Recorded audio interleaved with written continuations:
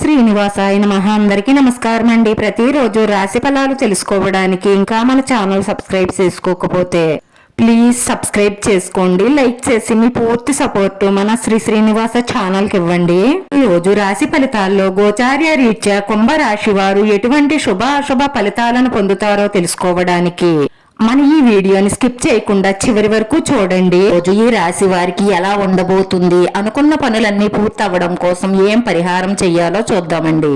మీరు రేపటి రోజున కొత్తగా ప్రాజెక్టులు పథకాలు అమలు పరచడానికి చాలా మంచి రోజనే చెప్పుకోవాలి. మీ కుటుంబ అవసరాలు తీర్చడానికి కొంత ఒత్తిడికి గురయ్యే అవకాశాలు కనిపిస్తున్నాయి. ఈ పరిస్థితుల్లో మీరు కొంత విశ్రాంతి తీసుకోవడం కూడా అవసరమే. మీరు ఏదైనా పనిని చేసే ముందు మీ బడ్జెట్ను బట్టి ముందుకు వెళ్ళాలి. అలాగే ఏదైనా ఒక పనిని ప్రారంభించే ముందు 1-2 సార్లు ఆలోచించి పని మొదలు పెట్టండి. మంచి నిర్ణయం తీసుకోవడానికి ప్రయత్నం చేయండి. తొందరపాటు నిర్ణయాలతో నష్టపోవద్దు.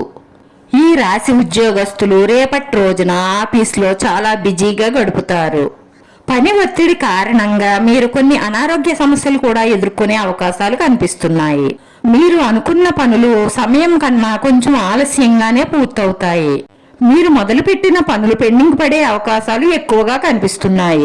తోటి ఉద్యోగస్తుల సహాయ సహకారాలు మీకు లభించినా కూడా ఈ సమయంలో పనులు వాయిదా పడే అవకాశాలే ఎక్కువగా కనిపిస్తున్నాయి. ఈ రాశి వారికి ప్రయాణం చేయవలసిన అవసరం రావచ్చు.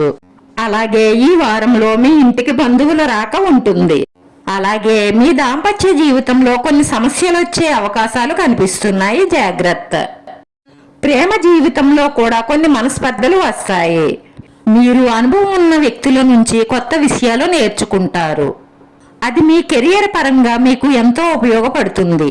మీరు స్థిరాస్తి మీద పెట్టుబడికి సంబంధించిన ఆలోచనలు ఈ సమయంలో మీకు ఫలిస్తాయి. మీకు అలాంటి ఆలోచన కనుక ఉన్నట్లయితే బాగా ఆలోచించి నిర్ణయం తీసుకోండి.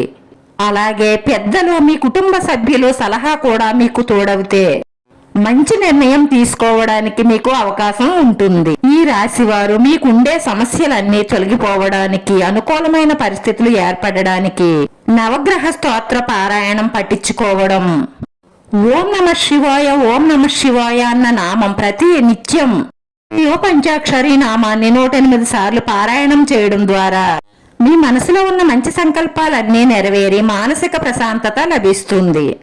వీడియో నచ్చితే లైక్ చేయండి. మీ లైక్ మాకు ఎంతో విలువైంది. మీరు లైక్ చేయడం వల్ల ఈ వీడియో కొంతమందికి చేరుతుంది. మన శ్రీనివాస ఛానల్ని ఆదరించండి. అందరికీ ధన్యవాదాలండి. నమో వెంకటేశాయ నమః.